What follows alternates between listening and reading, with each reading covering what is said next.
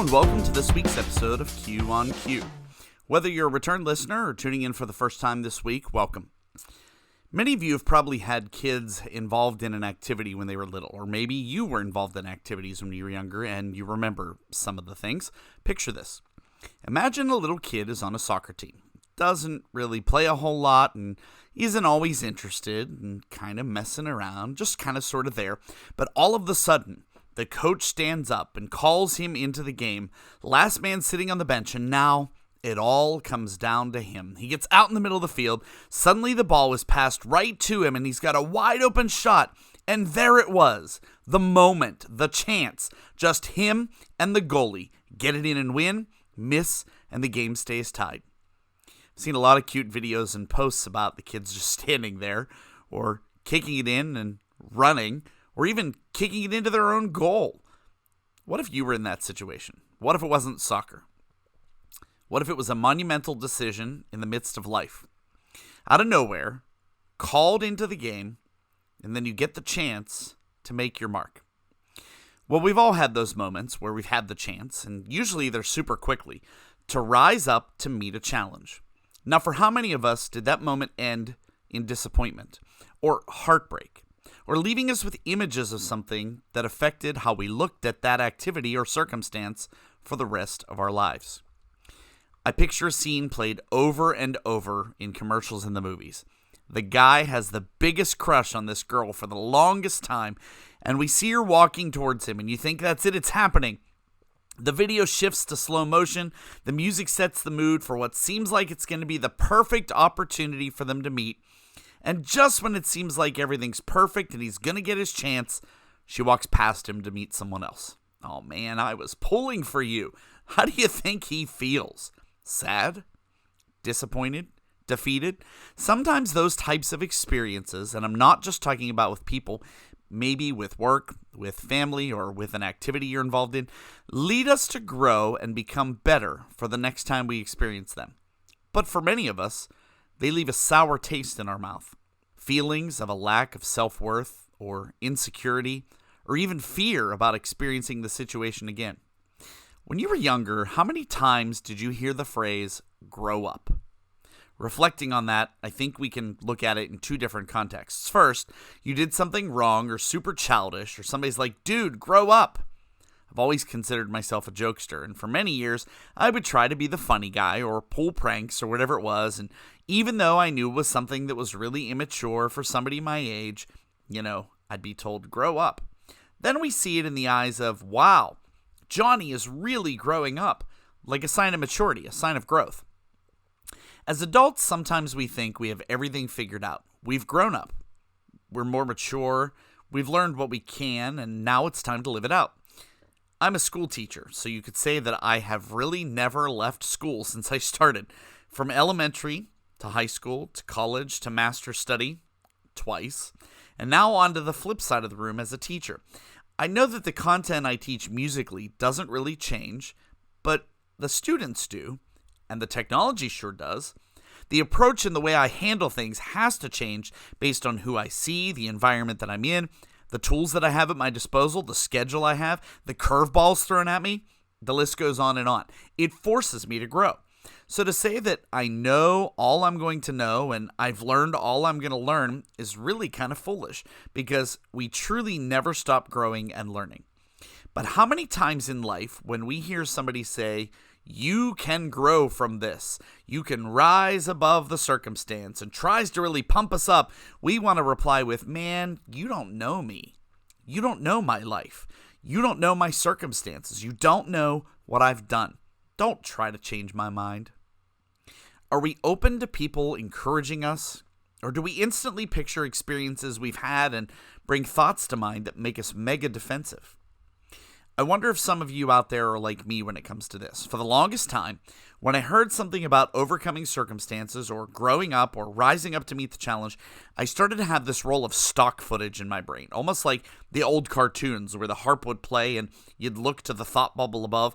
I'd start to replay events and circumstances and times from my past, times I've succeeded and felt joy, and times when I've fallen down and felt defeated. When we're told to rise up and challenged to hope, Do we instantly turn to the negative, think we're a failure? Do we think only about the times we've fallen down, or do we only think we're not good enough? Or do we take it as an opportunity to grow, to learn, to become better, to rise up? Sometimes people make you think you're not supposed to talk about these types of things. You know, that kind of everything's perfect mentality. In the workplace, we don't want to hear about experiences that don't go well, but just focus on what works and what will improve the bottom line. You know, when we're among friends, we don't want to hear about somebody's struggles. We just want to talk about what's great in life. And even in churches, we just want everybody to smile and not admit the fact that there's people that are feeble and broken and in need of something greater than themselves.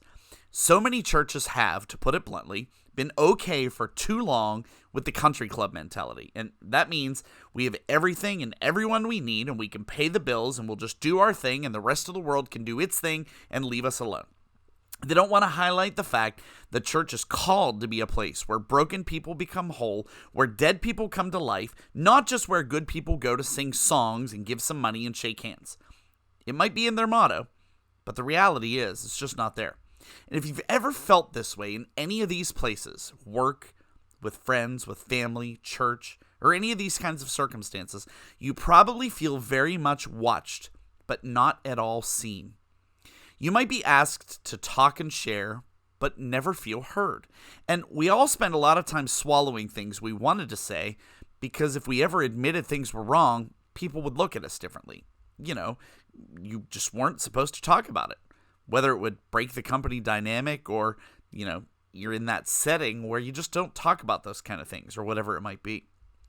Well, this week is Easter, and we all know that the events that led up to this week and the events of this week, the preparation, the Last Supper, the handing over, the walk, the cross, the crucifixion, and then the wait, the resurrection, and the promise.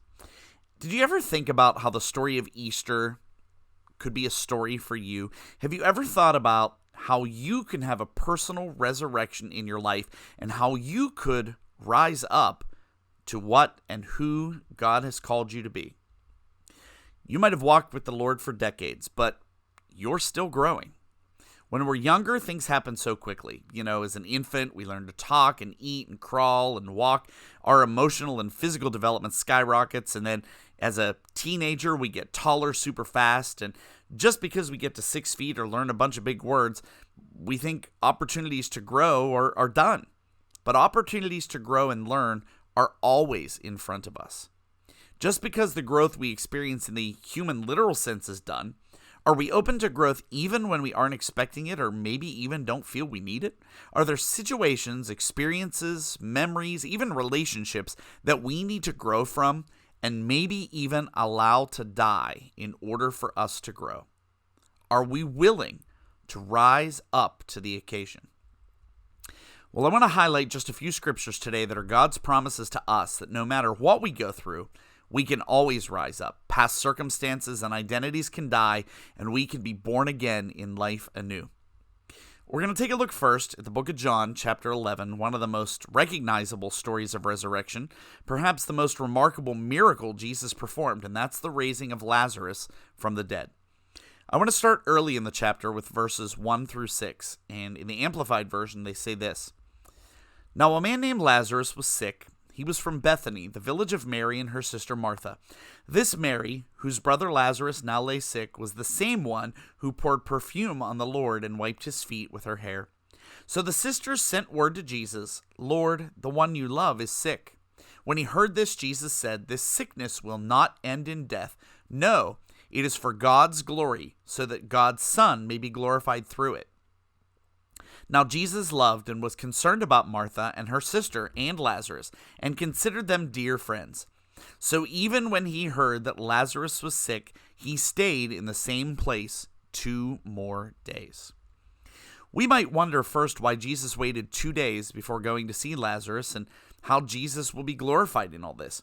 When I read this story, I'm reminded of 2 things. First, God promised always to be with us and that everything happens in his timing. Jesus waited before going to see Lazarus, and they questioned why he didn't go right away. And sometimes we don't get what we ask for right away.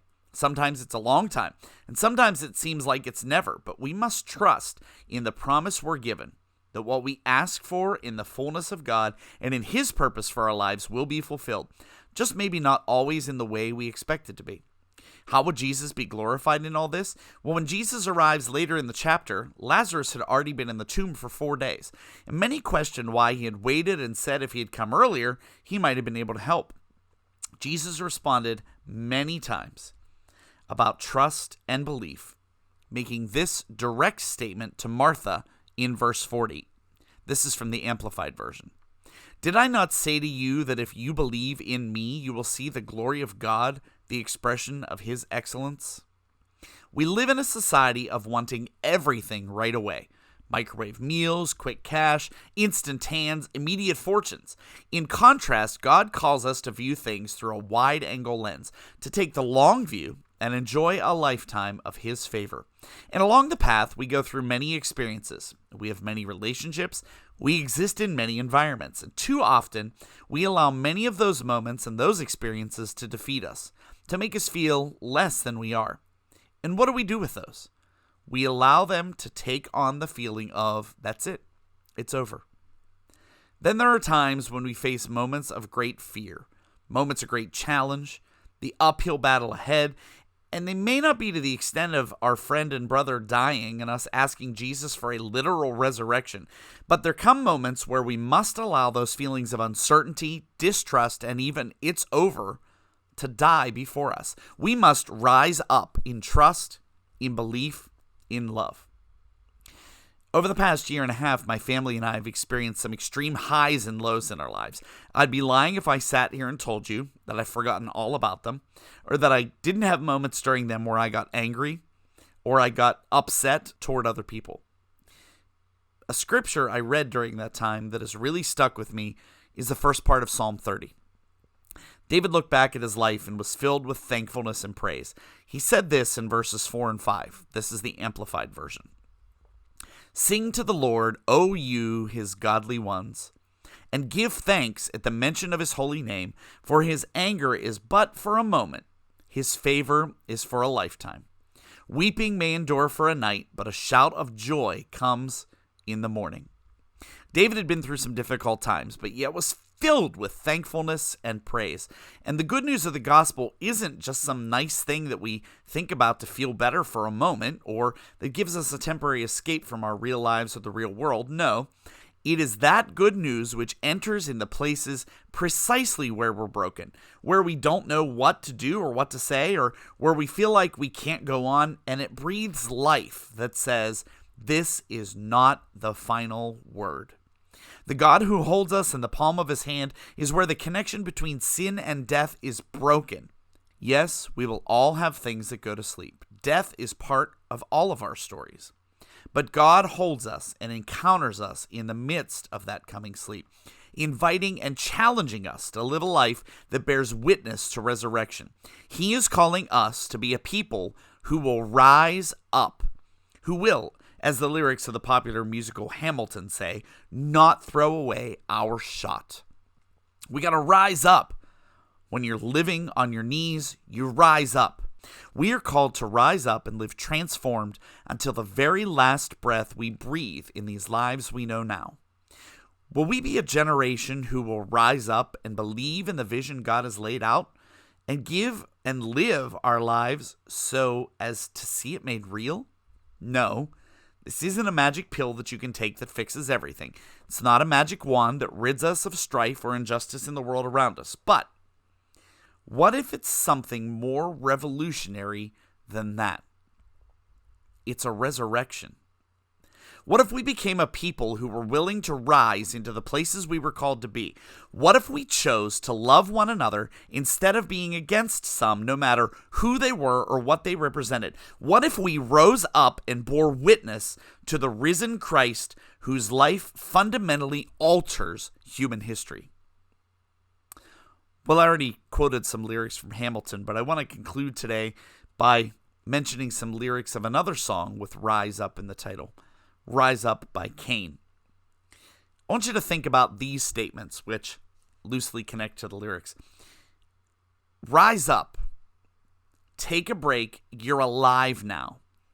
Can't you hear the voice of Jesus calling us out from the grave like Lazarus? He's given you an opportunity, and he's calling you, ready to meet you right where you are, to make you brand new and remind us that the power of death, the power of depression, the power of down and out, it can't hold you. Allow God to rise up in you what needs new life. Let's follow the God of resurrection and be witnesses to the good news that even as we live life, despite its ups and downs, God's power and love and resurrection life holds us all. Rise up. Well, that's the show for this week. Thank you for tuning in. Have a very happy Easter, and we'll see you back here next time when we'll have more for you on Q.